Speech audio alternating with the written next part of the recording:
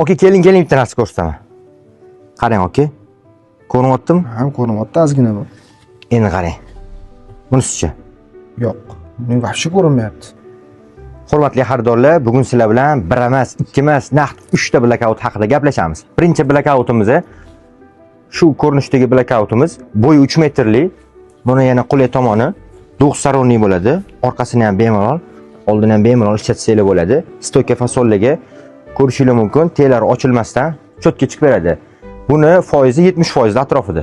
Ikkinchi blackoutimiz bu ham 90% atrofida. Usti mana matviy, orqasi однотонный qora bo'ladi.